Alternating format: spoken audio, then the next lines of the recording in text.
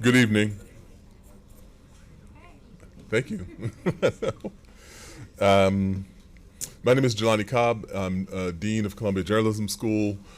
I'm very happy to be able to welcome you here to the screening of this incredibly powerful film.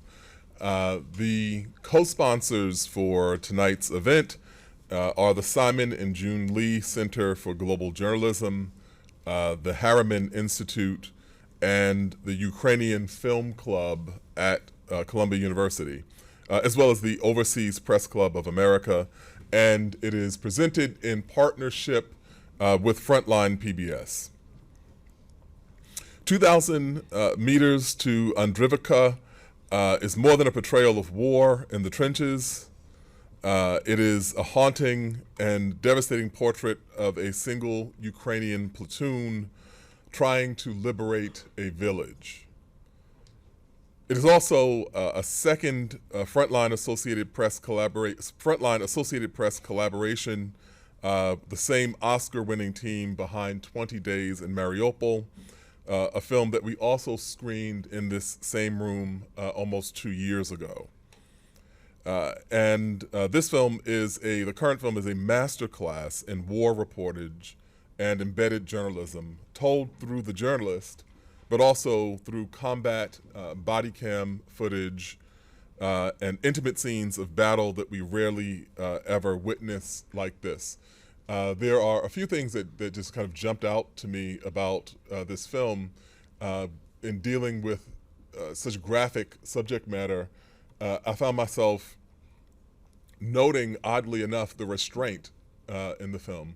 While we hear these punctuations of the noises of war and the screams of people in pain, I also thought it was a kind of masterful use of silence at the same time, the silence and sound. Incredible work. Mstyslav Chernov journeys with Ukrainian soldiers as they fight in trenches and foxholes and weaves together the stories of who they are, where they came from, and the grim decisions they have to make as they retake their homeland. This screening will be followed by a conversation between Mr. Chernov, the director, writer, producer, and Raney Aronson-Rath, the executive producer / editor-in-chief and producer, and Michelle Mizner, producer and editor. And it will be moderated by Professor Azmat Khan, who's there in the back, who is the director of the Simon and June Lee Center for Global Journalism. And so I will thank you again for coming out and participating in this, and we look forward to having a fruitful discussion at the conclusion of it. Thank you.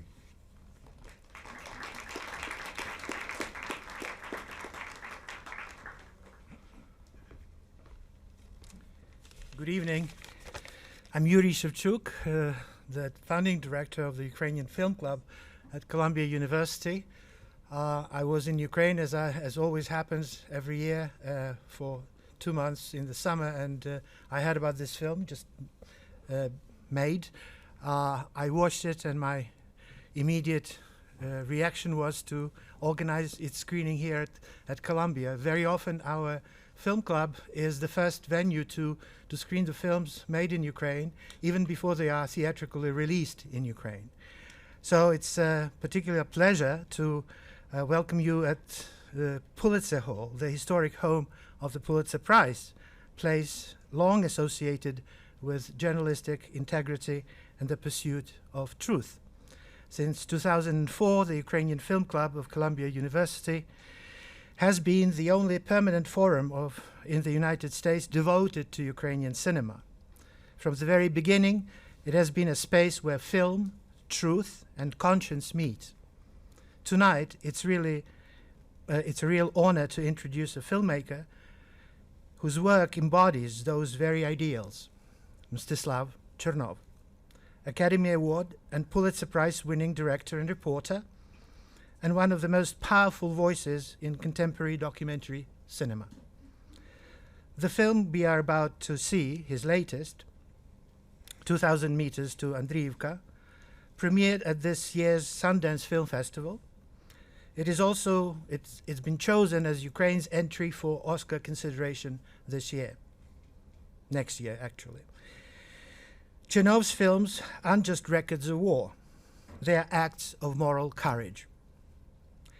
His camera never turns away from the devastation caused by Russia's ongoing aggression against Ukraine.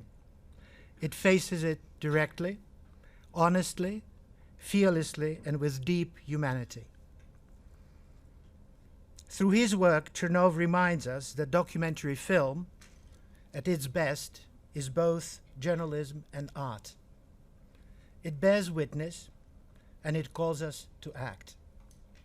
2,000 meters to Andriivka shows not only the physical destruction of Ukrainian towns and lives, but also the unbreakable spirit of Ukrainians who fight. It challenges us not just to watch, but to respond.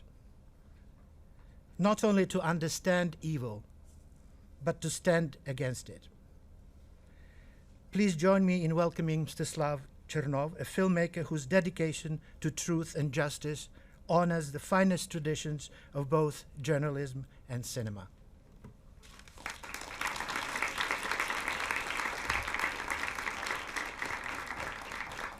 Good evening. My name is Azmat Khan. I'm the director of the Simon and June Lee Center for Global Journalism.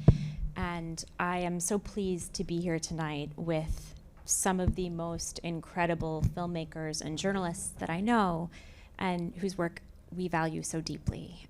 Tonight's event is sponsored by a number of organizations, including the Overseas Press Club of America, and I would be remiss not to remind all of the students in the room that November 15th is the deadline for the Scholar Awards application, and so I was reminded to tell you to make sure you apply in time. But it is such a pleasure to be here tonight with you and with the team from Frontline and you, it has been, I've had students who I know came all the way from Toronto, journeyed far and wide. Whatever that is, you're amazing. They journeyed far and wide to be here tonight, and it's such a testament to this work and to your reporting. Tonight we're joined obviously by Mstyslav Chernov, the director and filmmaker who has really over and over done incredible reportage from Ukraine and elsewhere. Michelle Mizner, who is the editor of this film, and Raney Aronson-Rath, the executive editor-in-chief of Frontline PBS, and also a producer on this film. And let's please all give them a warm welcome.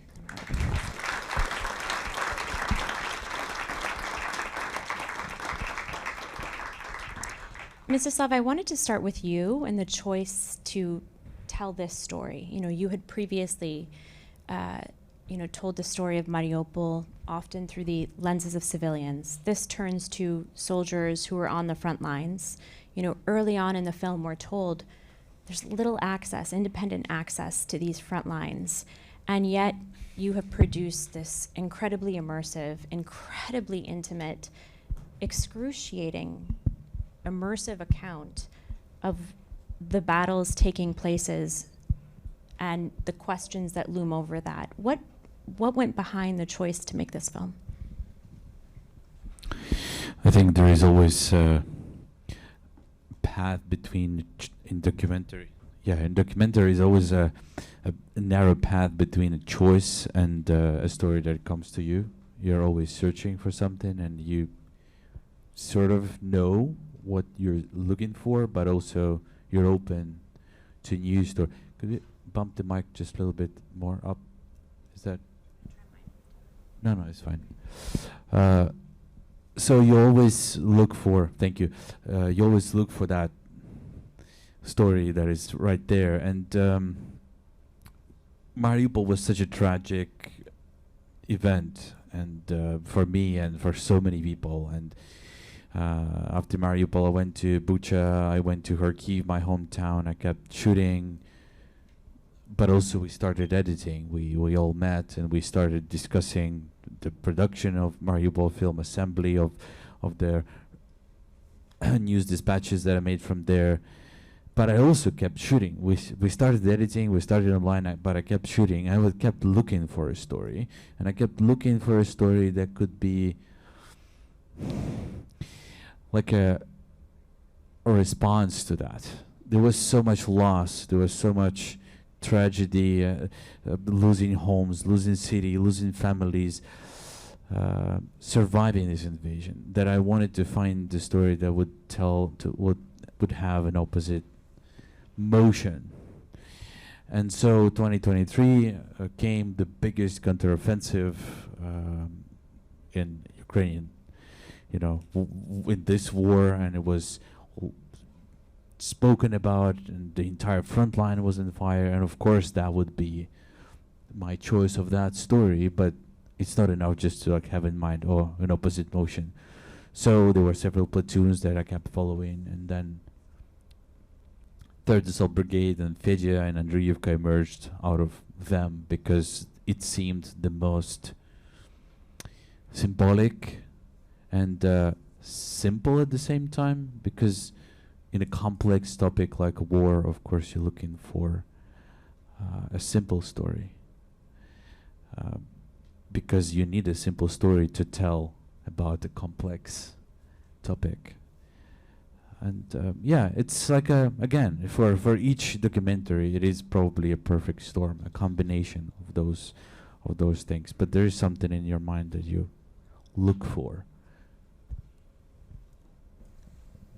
I want to also just follow up on that, and then I'll turn to both Raney and Michelle. But this is to build that kind of trust, for like that perfect storm to come together, but also for you to be able to embed with these soldiers and to take incredible risk. And you don't just do it. So often I'll watch a film where people will go out with soldiers, they'll survive, an offensive or a battle, but this was repeated. You kept putting yourself in these positions, and you're using this body cam footage. How do you build the trust, where people are literally going to bat for you? They're saying, look, here's a way we can get you in. They're working with you. They want you to be out there doing this. Talk a little bit about the process of this embed, and the kind of relationship you built, maybe the ground rules you agreed to, and how this took place. Well, the moment we came in, this operation was already unfolding for two months. So, and then we kept following them. We kept adding cameras, but a lot of footage was already shot. And as we went forward, meeting our protagonists and filming them, we also started digging in the archives of what happened before. So, of course, trust doesn't come from one meeting. It just built over and over. And there is a scene which never made into a film, which we tried many times to fit in the different places. It's the day when I first meet these guys, the Fedya's unit and platoon. And he kind of introduces everyone, and they joke a little bit, but they also quite serious, and they talk about fear. It was very interesting scene. And back then, it was half of that meeting. I was just speaking with them, and then I was filming, and then I was again speaking. So that needs time. And but I think there's a wide understanding of the fact that the war is happening in two worlds, the physical world and the media world.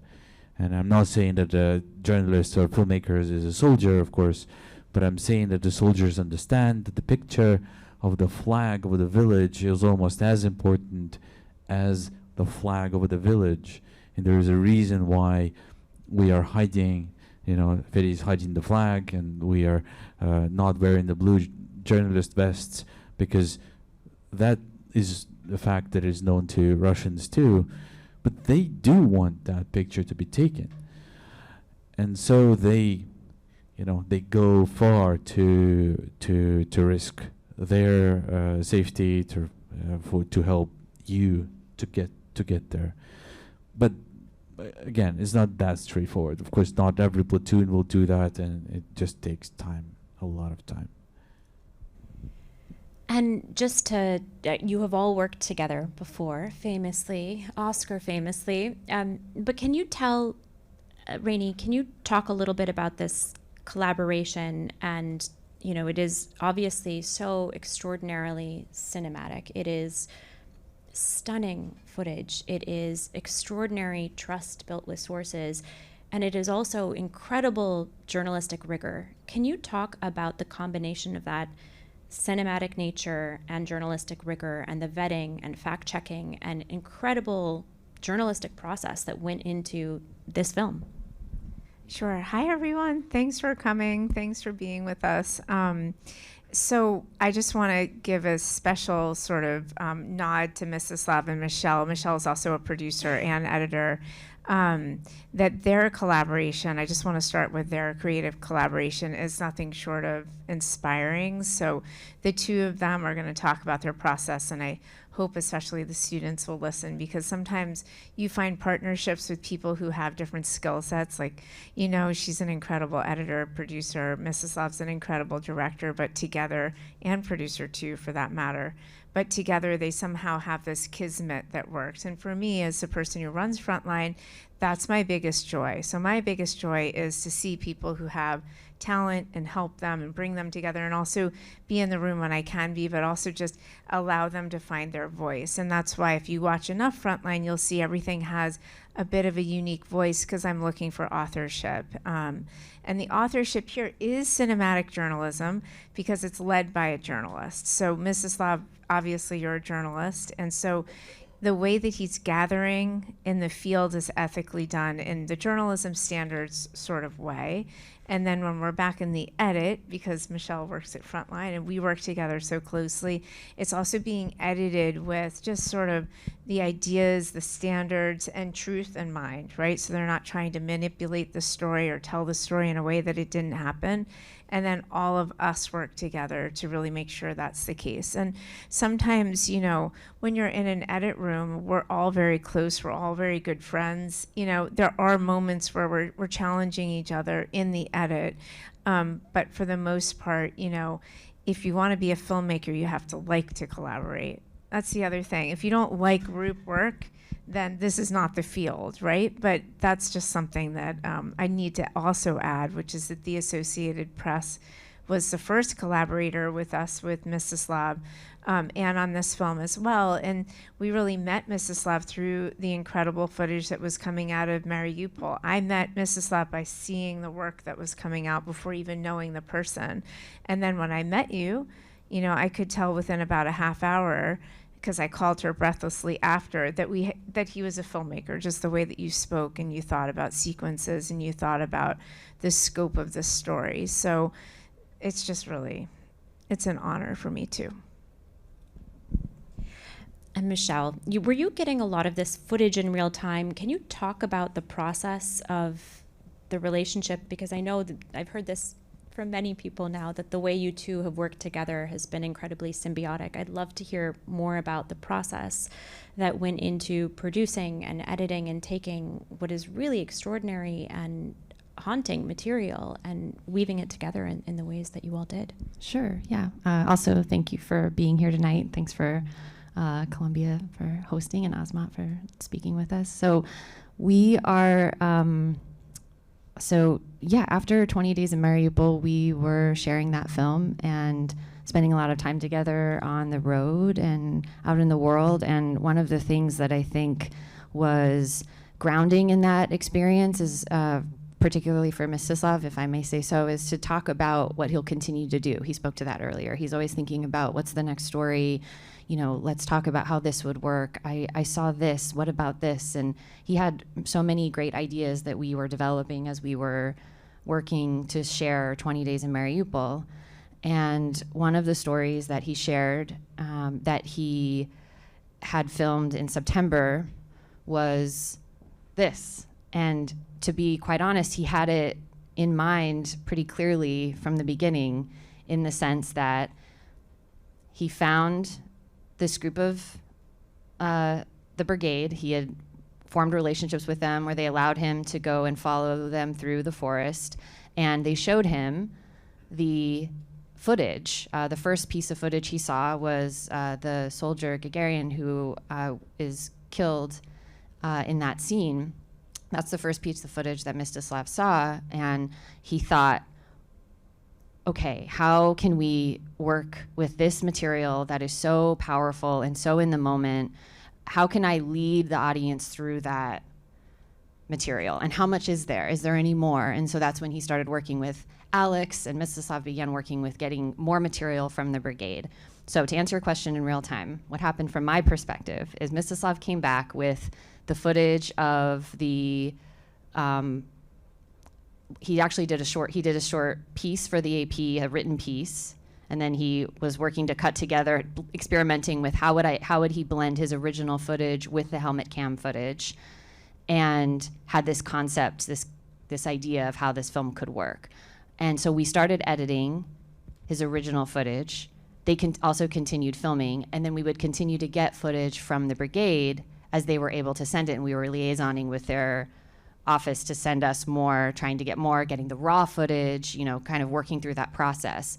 And I have to tell you, watching scenes like we were just discussing, the second battle that you see in the film where there's a soldier, Hun, and they say, what happened to Hun? And at the beginning of that footage, and then by the end you hear over the radio, Hun's okay, Hun's okay. And so you hear the drama play out for these soldiers on a very personal level, and I can say I'd never seen anything like that. I'd never felt anything like that. Real stories unfolding on this, in this footage. And so it was the editing of it was an effort in preserving that reality and that realism, as well as not knowing that we had hundreds of hours of footage and we needed to condense it down to some consumable format.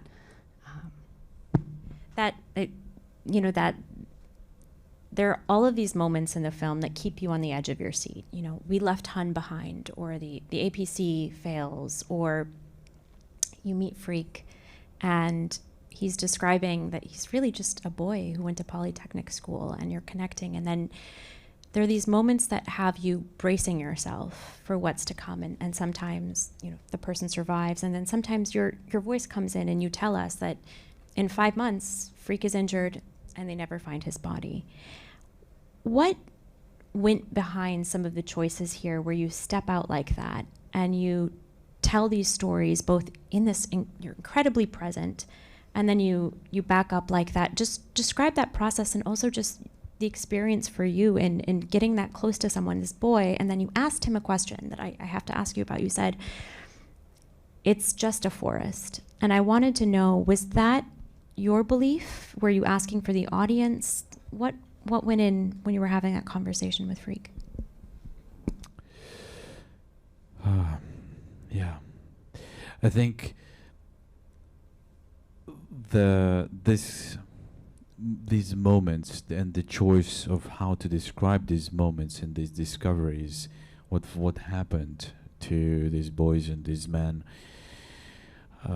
was one of the most difficult parts of this, of writing it, of finding right way to say it in a voiceover, to express the emotions that filled me with when we found out about it, but also to not to impose them on anyone.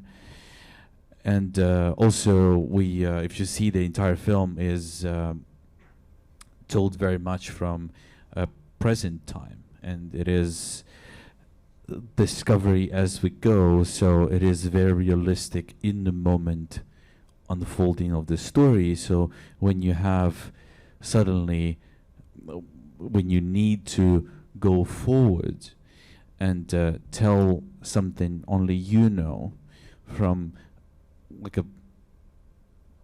another point of view, what you definitely don't want to do is to be all-knowing, all-seeing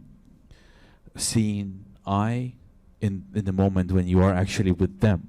So finding that balance between those two perspectives was a real challenge. Yeah, and I think the way we've done it as much close to how we experienced it in the first place.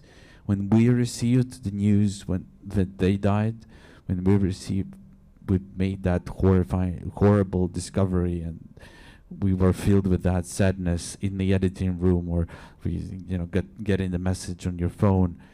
We tried to transfer that experience to the screen, so the audience will experience it in the same way as we did 5 months later after, when they died. That's how we discovered it, and that's how we felt at that moment.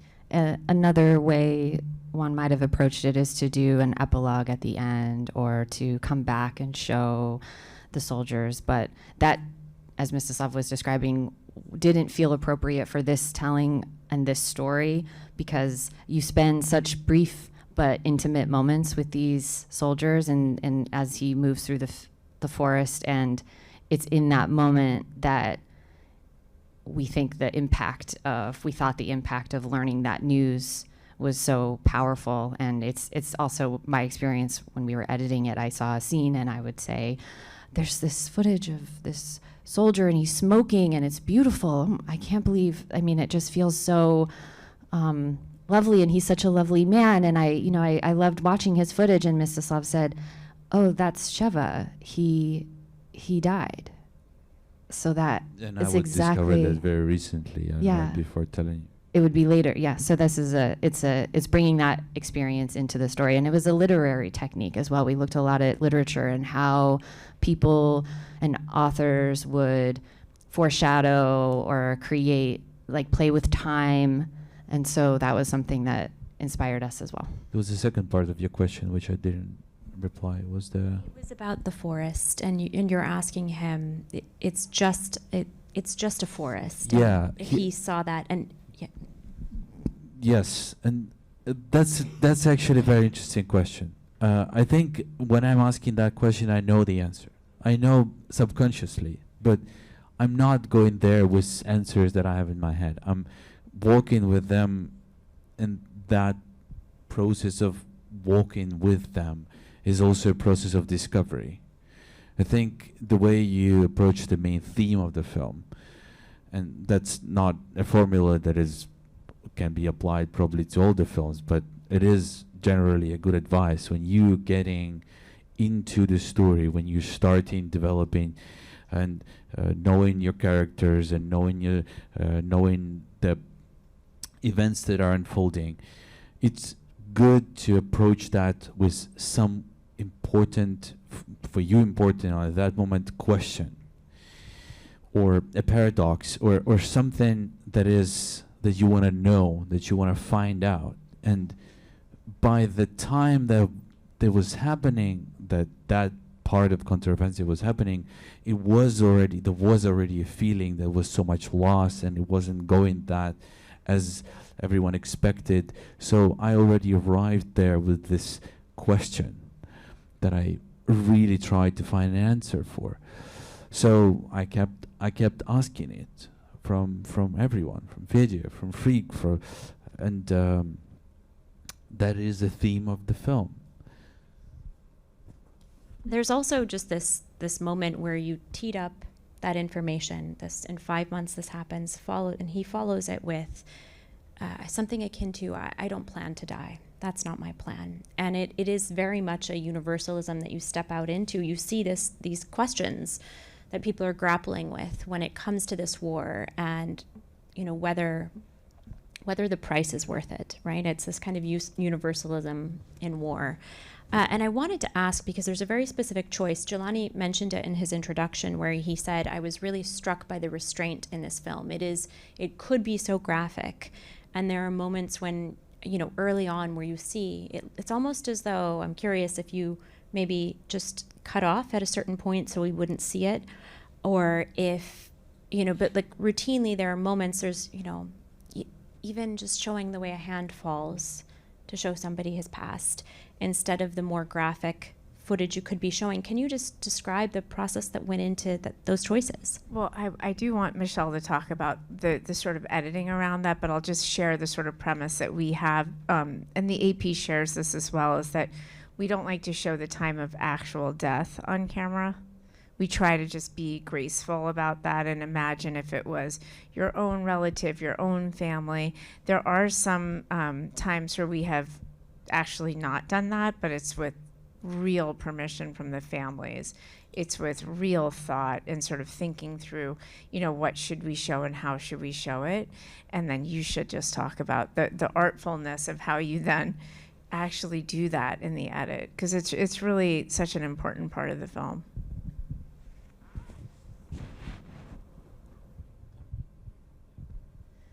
So the moment that comes to mind for me, because we wrestled with it for some time, was the moment that Gagarin is shot. And if you recall, in that moment in the film, it actually cuts to black. And the rationale for that, which was Mstislav's choice and decision, and I think makes a lot of sense, was that in that moment, if you're with Kobzar, whose camera you're watching, and the artillery fires, you would shut your eyes. And then when they're opened again, the scene is anew and what happened. And so that actually was more powerful, more realistic, and also conveniently worked with our editorial standards as well, to present that moment in that way. And that was a decision that came late in the process. I think there's something that I think that's also something to keep. You can watch something over and over again and start not seeing it the way that someone might see it for the first time. You sort of lose that perspective. So I think it's so important to share your work with people that you trust and to ask them for that feedback and give that gift to them as well, and that sort of, share those thoughts, whether it's about how you've treated a certain scene or the broader story. Do you want to talk about any other pieces of that? I think starting from Mariupol, we were very specific in every single frame. When that is a graphic frame, the cropping of every frame was precise. Whether you would see that part of the face or not, whether you would see the eye on the screen or not, whether you'd see this hand or not. So every frame where there is a graphic scene is well considered, and we think about it a lot. And again, we do have a test audience. And again, the approach to this film, to Mariupol too, but more so to this film, because he has this medium of helmet camera footage, is realism. Is we do not sanitize war, but also at the same time, of course, we are trying to be careful of not to overwhelm anyone. And so this is again is a careful balance between those two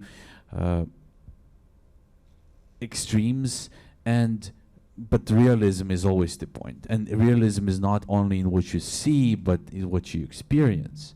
And it goes to, for example, the first scene that we see was filmed by a soldier named Pirro, right? A 10-minute opening sequence.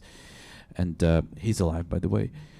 He's miraculously fine. He was lying in that trench, and he did not listen to Hector, and he took the grenade, and he did try to kill himself, and the grenade didn't explode, and Hector did come back for him 3 hours later and pulled him out.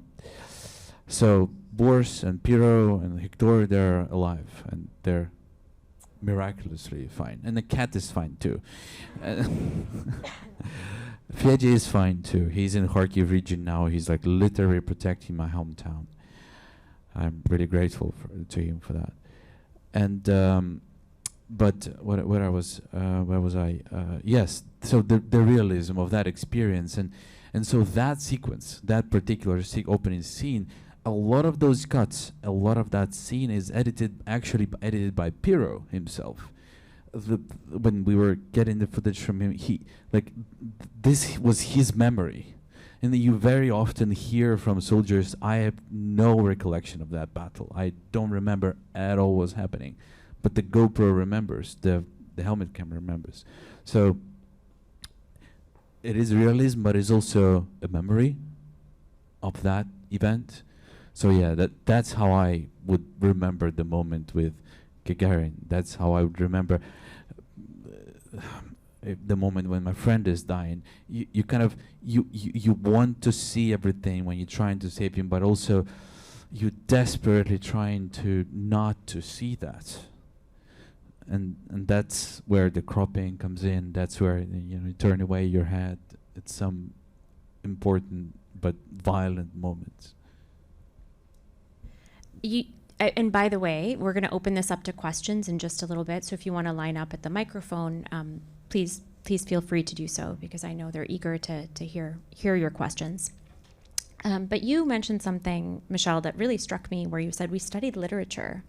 And if I remember correctly, you're also a novelist. And the two of you, I think, really brought this, you can see these moments in which you've interspersed that it's very much journalistic rigor. It's very much incredible vetting and fact-checking. I'd like to hear a little bit more about some of the literature you did look at for this, and the sort of way you approach storytelling. But Raney, I also would love to hear some of the examples. I don't know if many of you know this, but many years ago, I was a wee writer at Frontline, and one of my favorite things was She taught us a lot, let's just be honest.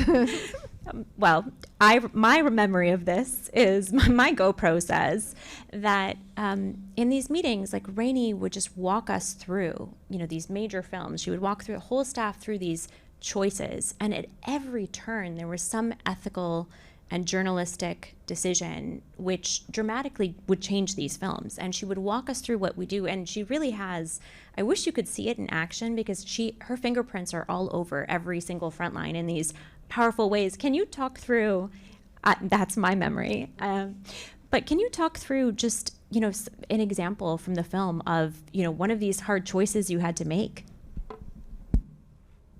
Well, I think we've already talked about the one that I thought was the most profound, which is, when do we tell the audience when somebody's died? I think that was actually the biggest decision. And what really struck me was something that hasn't been said on stage, but we did talk about, which is, we're thinking about you watching the film, and how would it feel if you watch this whole film and you really fall in love with them, and then they all die at the end in the epilogue. And we just thought about that. Like, I literally thought about that as a person. Like, what would that be like? And a lot of times when we're making these ethical decisions, we're really thinking about it from the perspective of somebody who's watching it and experiencing it. And I mean, I can remember helping with For Sama, another great film. We screened this here as well, told really from a mother's perspective in Syria. And the questions we had then was, we didn't want to sanitize what was happening in Syria. None of that was making it out into the international media at that point. And the director felt very strongly that she just really wanted to show a lot more than I was comfortable with. And we spent hours talking about that fine line of, yes, we don't want to sanitize, but also we want to respect people who are watching this too, to be able to see it, to absorb it, and to not be voyeurs, right? And I think, Mstyslav talked about that. It's that real fine line of voyeurism versus realism. And I care deeply about it. It's something that I learned here at Columbia when I was a student. I mean, a lot of what you learn, or if you're a student here, a lot of it will travel with you your whole life in your career, you hope. You have that sort of inner thinking of, like, what is actually the right thing to do. I think also Mstislav's position as the storyteller makes so many of those decisions clearer. Like if someone else was making the story, whether it was 20 days or 2,000 meters, decisions would be different about how it would be framed, or those small choices that add up. To the question about references and the the decision to tell people in the moment that what happened to those soldiers. If you consider the fact that there was no singular protagonist in the film that you meet at the beginning and you follow all the way to the end, you have an idea of Fedya and you have Mstyslav as your guide, but you don't actually meet him until a third of the way through at least. And so it's actually a experience that's maybe a little bit more like a encounters with these individuals along the way. And so it's unconventional in that way, and you have to come up with something to connect everything. And I think and to let those moments really sit and hit. And that's one of the things that I loved so much about this idea to intercut the helmet cam footage with the original footage, is that the dynamic between these like loud battle moments with the quiet of being in a foxhole, those, you could feel that because there was so much range there. And a reference in the edit that we had, obviously Ernest Hemingway, we opened the film with a quote from him, and also The Things They Carried, Tim O'Brien, an amazing book if you are interested in seeing how it's done. Those are any other references? Heart of Darkness. Yeah, this logic. Oh my God, this microphone is so much better. Get us talking about we books have a and lot we'll be ahead here of all us. night. But yeah, this idea of going somewhere and finding that legendary person, and it takes time to get there, and then you discover that person. Well, that's Heart of Darkness, which later became Apocalypse Now. It's not only literature that went as references. I mean, Hemingway was in many ways a reference to 20 Days in Mariupol too. Even as we were writing the article 20 Days in Mariupol, even the first-person perspective was a debate with AP editors that said, well, that's not really common for AP journalists to write a story from the first-person perspective. And to which we responded, hey, how about the news dispatch? How about the Second World War or a Spanish Civil War dispatches from Ernest Hemingway? And by the time his book was like the only thing that I took out of Mariupol, it was with me all the way. It made its way out of the siege, farewell to arms, like the only memory of Mariupol that I had with me. Anyway, so he has his flaws, let's say that way, but his work was always the reference. And then, of course, there was cinematic references. There was a debate, and I'm so sorry you have. I see you standing, and I'm like, sorry, I'm talking for so long, but hear me out. Since we started talking about references, it's always interesting. The A Thin Red Line was again something that we always had in mind. Chris Marker's Sans Soleil. This is something that allowed us to be experimental, and Terrence Malick voiceover always inspired me. A film that I saw many years ago, which is called Ashes and Snow, from Gregory Colbert. I highly recommend that film. It's very special. Narrated by Lawrence Fishburne. And when making decision, I remember when they were making decision that I have to narrate the film. 20 days, I said maybe we hire Lawrence Fishburne for that. I did suggest Lawrence Fishburne back then because he is such an amazing. And actually, I've met him. Could you imagine? I've met him last year. I met him last year in Cannes, That's and I crazy. said, Lawrence, you cannot imagine how your voiceover of Ashes and Snow inspired 20 Days in Mariupol. Anyway, he was like, okay. You just entered an edit with us. This is like what we're doing all day long. Yeah. Saving Private Ryan allowed us to be bold in the opening scene. We really doubted if we can open this film with a 10 minutes battle sequence before even you see the title. So that was also something that just empowered us a lot. Yeah, a lot. You were right. I think you have to talk in the center. So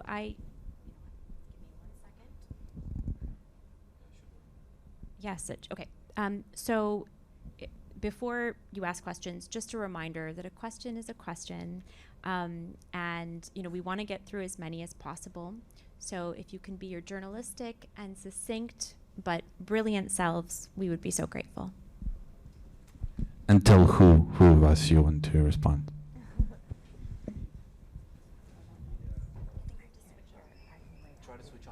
Try to switch on the mic.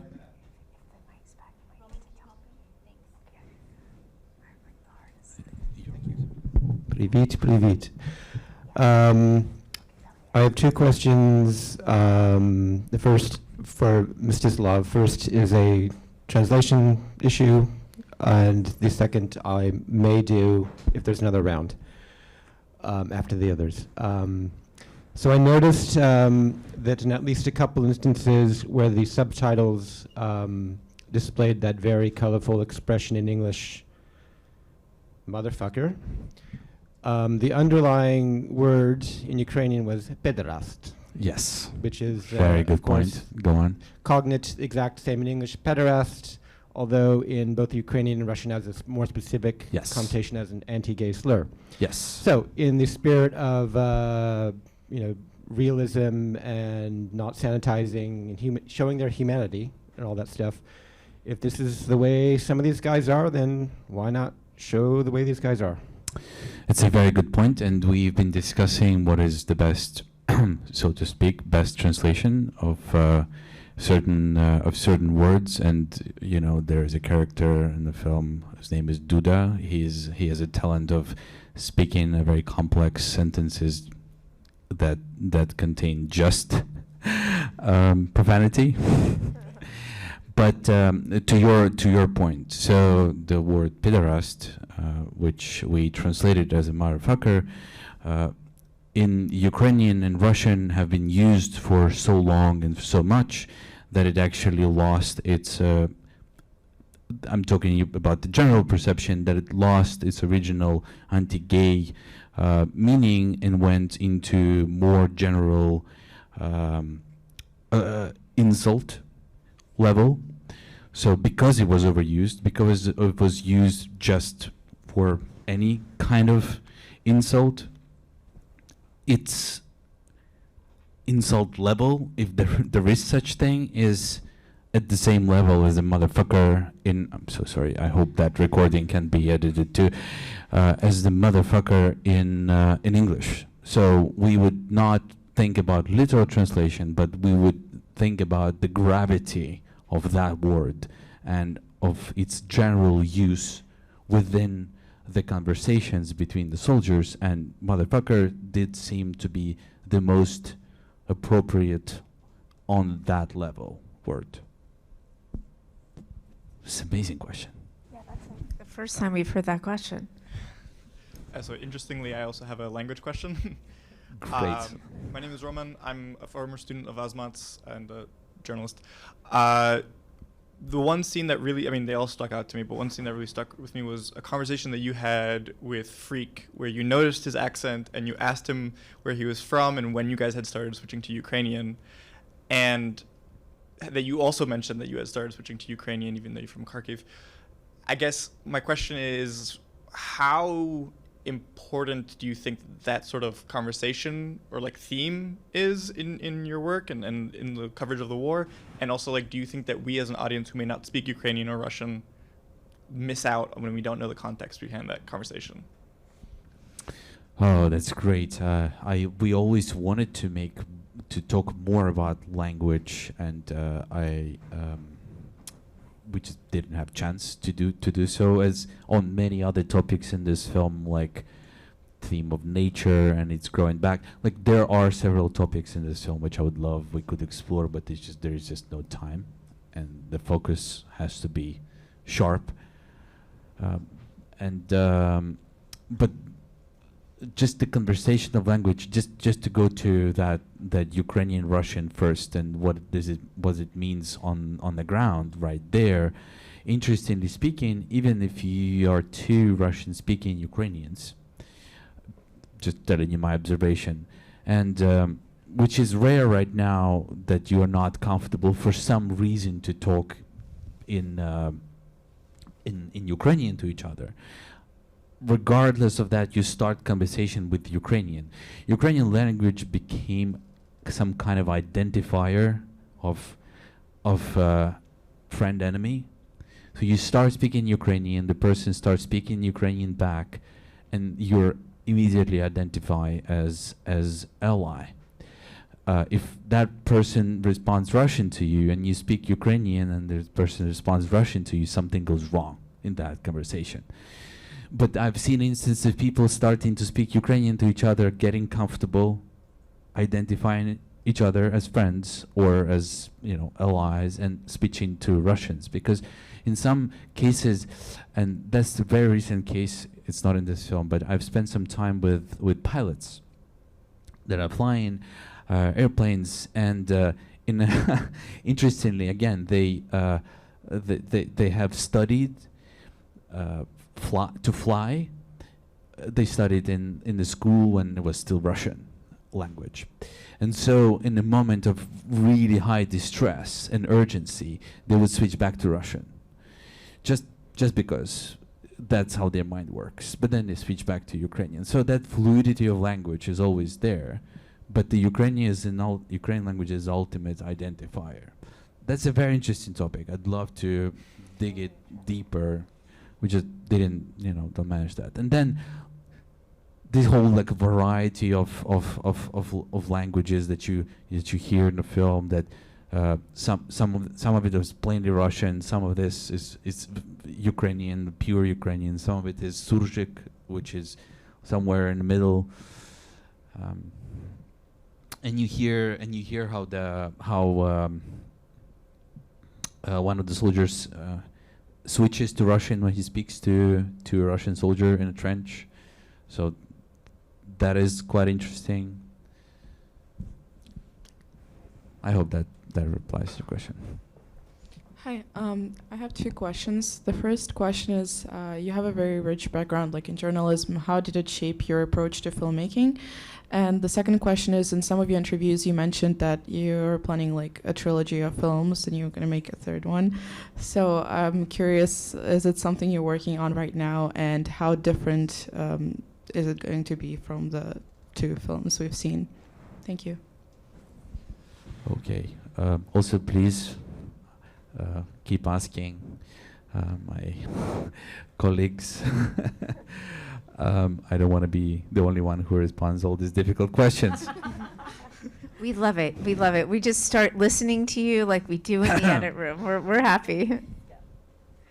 Okay, sorry. The first one was? You can only answer the first one. You can only answer it. The first one was to journalism. Filmmaking, yeah. The impact of the second question distracted me so much. The impact of journalism on the filmmaking. Was that? On your approach to filmmaking, yeah. It's a very natural transition.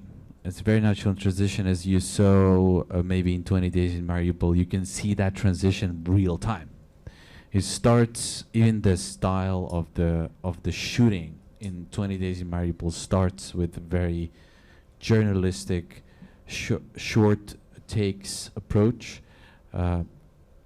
as if I was shooting the news story for AP. And by the middle of the film, by the day 10, I realized there is a film here. So my style changes, and my takes are longer, my conversations are different, my movement is different too. So I film transitions between the scenes more, what I wouldn't do as, so that is just a stylistic transition, but you can actually see that. Otherwise, think about this again. At the core of every good film, there is literature. I believe so. I believe that when someone comes to me and says, how can I be a good filmmaker? How can I be a good photographer? How can I be a good cameraman or a good editor? My only answer would be read books, like novels, really. Like not, of course, nonfiction, books about filmmaking are important, but good literature is everything, because there is a storytelling art. And so at the basis of those 20 days in 2,000 meters is literature. It's a written piece, and then it becomes a film in my head.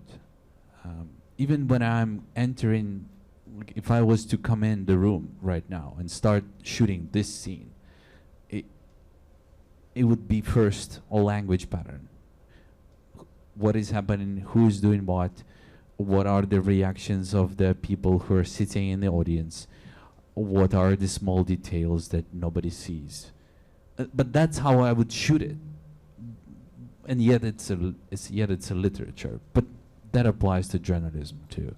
You also had so many years of practice. I mean, you started out making these stories for the AP, and so day in and day out, he's shooting, cutting, sending, shooting, Oh, yeah. cutting, sending. So that sort of practice and skills building that he had, that you did over all of these years, I mean, that comes into play when you're making decisions in real time, like the 600-meter battle scene in this film where he's thinking about, in that moment, okay, I can get coverage of headquarters, I can get all of their footage from the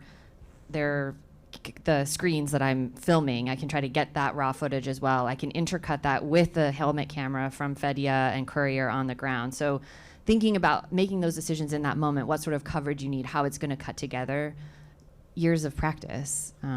Yeah, that's especially working in the agency right now in this media space, when you are almost all the time alone. You're a producer, shooter, you're writer, photographer. That's literally written in your contract. That's just the reality, but that's possible with current technology, and still very hard, but also teaches you everything. And you're also an editor.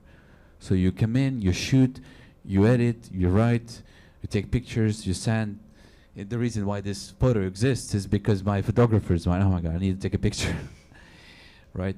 And so on. So it's very useful, very useful. And being a good editor too, like being able to come in and immediately start editing in your head, that helps a lot. To your other question, there's not much that can be said about the third film.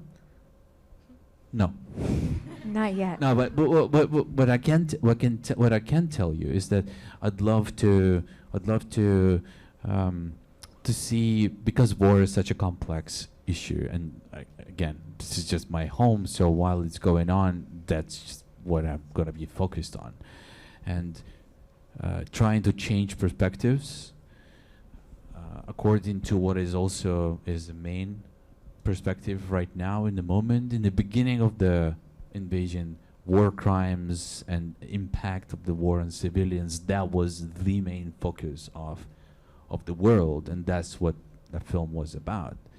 In the 2023, the main focus of the world was on the military action and what was unfolding then, and that's why this film exists. So you can think about what's the main focus now. He's giving you a hint.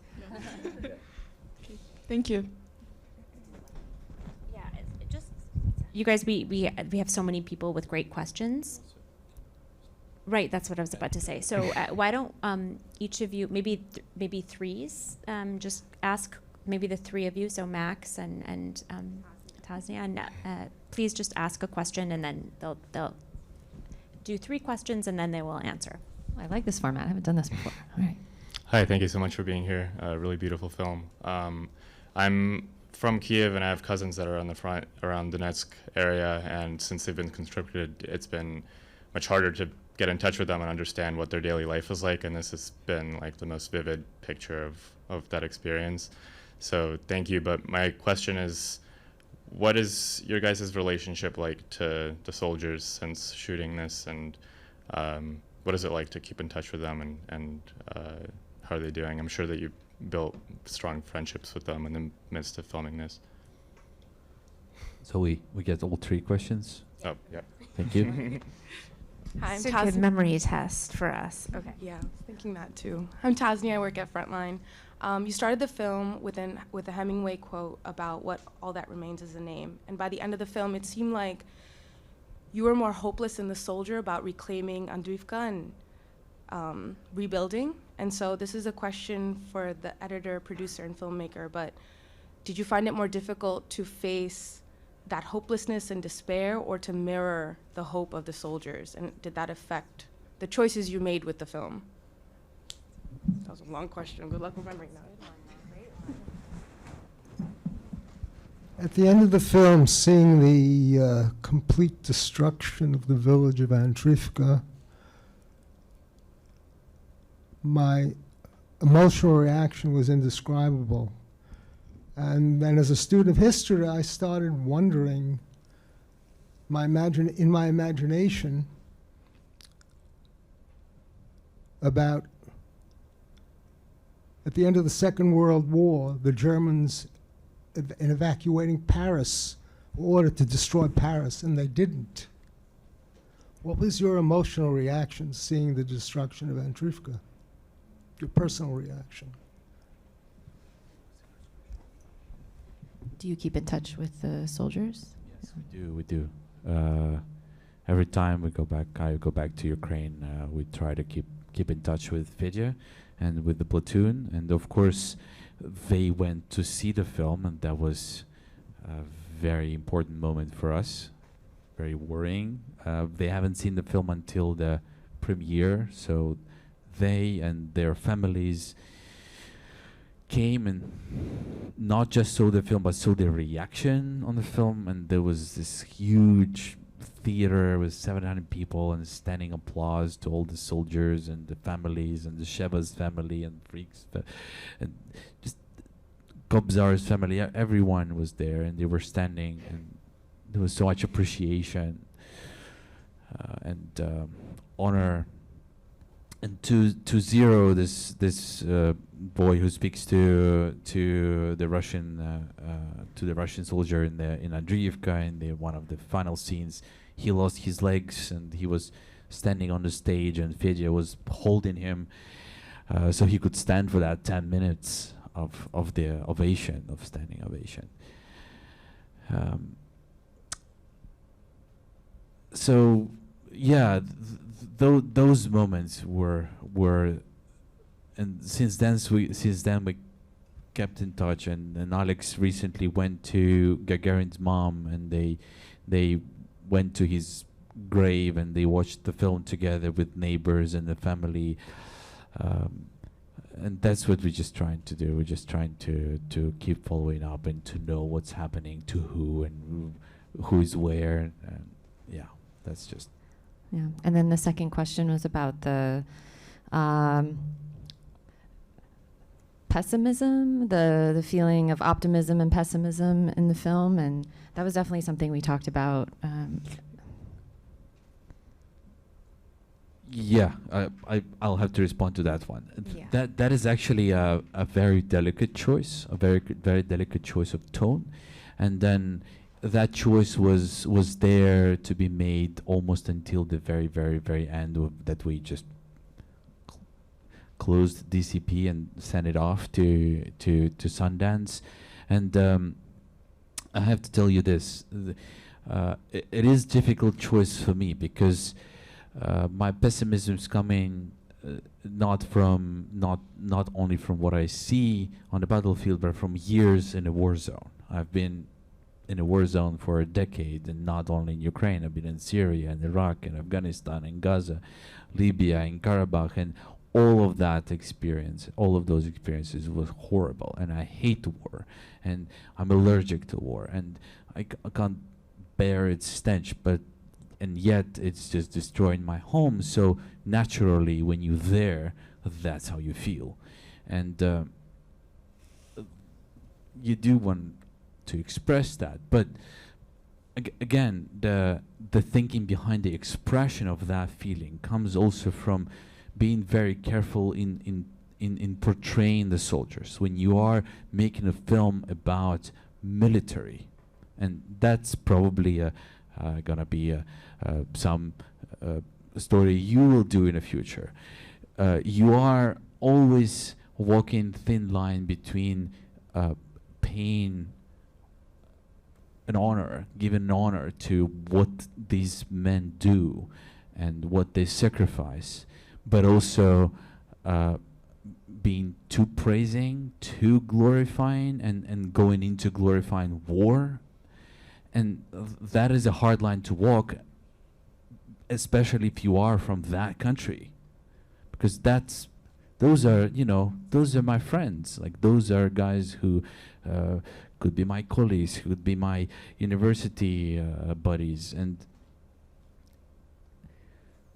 so I have to take on that role of reflecting the darkest thoughts and give them an opportunity to be bright, give them an opportunity to be optimistic, irrationally optimistic. But if I am also like that, then it's just going to end up as being a propaganda piece. And that's just no one wants to see. And that's actually going to be harmful to them and to honoring what they do. So I am taking on that role consciously of speaking those darkest fears, but letting them respond. Why don't we? I have so much respect for everyone's time. Why doesn't everyone else who's lined up just ask a question briefly, and you guys take what you would most resonates on it? I just hope that question also responded Andriivka emotional questions. So yeah, that's. So just one after the other, just yes, for the sake of time. I was very struck by the episode where one of the soldiers says he wants to start from zero, and something that struck me. If you want to comment on, thank you. I'd like to go back to more about what you hope the audience will get from this movie. Is it that you just kind of are hoping to document and let them draw their own conclusions? Are you hoping that there will be a conclusion, for example, that this war is crazy and needs to end, or that the US or other countries have to keep supporting Ukraine? What are you hoping people, particularly those who may not be covering the war, the story very closely, will feel and think after it? I definitely don't want to moralize the audience in any way. I'm sorry, I started answering. There was a third one. Sorry, but okay. And I don't want to moralize anyone. I don't want to give. I don't want to be suggestive. So, my films are questions. And again, I search for a paradox. We always talk about this, that in the core of each good film there is a paradox, and we want to explore that paradox. And that allows the audience to make their conclusion. That allows the audience to have this film as a mirror. But also there are so many other tasks. The task of honoring these men. They are the task of having it like a timestamp of that moment in history, which is so important for Ukraine. Showing the price of each meter of the land that we always speak so abstractly about, and all the names, all the numbers of killed and injured, those are abstract numbers. And then breaking through the politics and geopolitics and conversations about what's happening to Ukraine, in just bringing it down to a very simple level of a civilian or student or a truck driver or a warehouse worker, just defending their home from a violent neighbor. So does that a message? It's rather a perspective, I would say. And oh yeah, but and the final thing, this war has to end by all means. And I think we've seen Ukrainians over and over agreeing to finish and asking to finish this war. It's just when that violent person, killer, that is trying to kill your family doesn't want to stop, then they come in and they protect my home, to which I'm very grateful. Did I forget the first question? Well, why don't we just, let's just do these last questions, and if you have other things you want to talk to them about, like, please corner them. It's just getting so late, and I know so many people have to go and commute back to Brooklyn and Toronto and many other places, so I want to be respectful of everyone's time. Hi. Hi, I'm very nervous because the stories you were sending out from Mariupol actually changed my life. So I'm from Hungary, which is already let's not start that, right? It's a neighbor country to Ukraine, for those who... actually, I moved back to Hungary because of those news to be there and do whatever I had to do. And actually what I wanted, and it's not really a question, more like a theoretical question, if you are aware of what impact your work has on people's lives. It actually, I know thousands of Hungarians who actually stood up and offered compassion or whatever they could because of what you were showing about Mariupol, which was very unique. And also because of what we see about a war as well. And for example, I'm supporting medics at the front lines. I never been to Ukraine before the war. I went several times since, and it actually changed my life, literally. And just so that I end with the question, are you aware of story, like this impact of people's lives? Thank you. I've never heard anything like that before. Thank you so much. This is very moving and very important for me, because as war goes on for a decade, and as you keep shooting and not seeing a change right in front of you, and you keep thinking about that the camera can't stop a bullet or a film cannot stop a war, you lose hope. But then you have these amazing people who are with you, your friends, your community, that just keeps doing this, and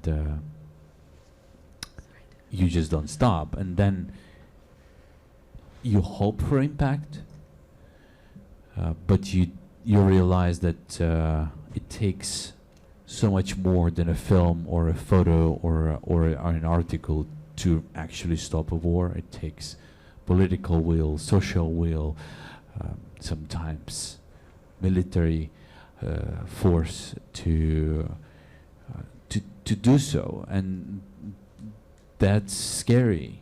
And you feel small and unimportant, and then you just continue. But I think that's the lesson that I got from them. That's what I learned from Freak and Fedya and Sheva, and that's what I learned from the fact that Andriivka was occupied. We may think that Fedya didn't know that there is a possibility for Andriivka to be reoccupied again, but he knew that. Everyone knew that. And yet they made a decision to go and do it. And that makes me want to go forward. Thank you. Slava Ukraini. Героям слава. Again, дякую so much for this.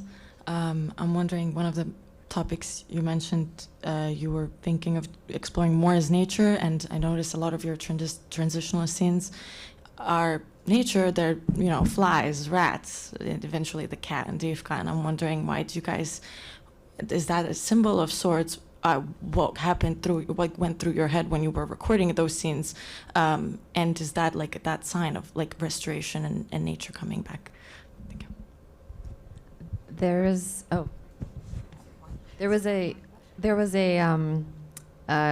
something that Mstyslav kept saying and doing when we were beginning to watch footage together. I was getting footage in and watching it either at home where I edit or also at the office and at the edit, and Raney would come in too, and we'd sort of, be absorbing all of it. And whenever I'd watch it with Mstyslav, though, he would go, the textures. Like, he would, touch the screen almost and be like, this is what I like this. Like, he would point out shots. Would be a shot of a ground. Of the ground, and he's like, more of this. Like, this is it. Like, so absolutely intentional, and thank you for noticing. And they were gathered with that thought in mind.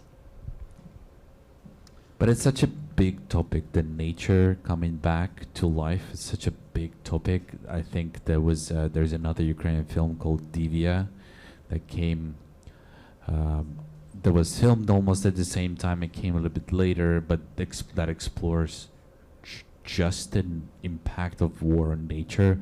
And it's interesting to see it right after Andriivka, and something we always wanted to fit in there, but we just didn't have time.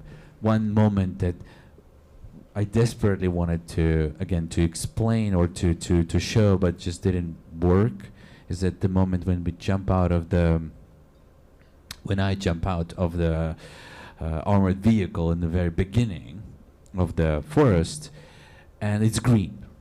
And the reason why it's green is not because that part of the forest was not impacted by artillery, but because artillery was shooting at the forest and the battle was moving for so long that the beginning of it started growing back already. That was such a powerful symbol, and I was desperate for it to make it into film. And it never did, but it actually did with Fedya's words. We felt that was spoken anyway, and so I preferred not to do that. My question will be journalistic, but also requires a bit of context. Is this a good time for everyone to call it a night, and maybe I can catch him in a... Yeah, why don't the two, because you did ask one earlier, why don't the two of you connect? But I just want to say thank you all so much for coming. This was such a powerful film. The risks that you took to tell it, the rigor that all of you brought to it, the beautiful and moving meaning behind every single scene, the intentionality throughout all of it. Let's please give them a huge round of applause.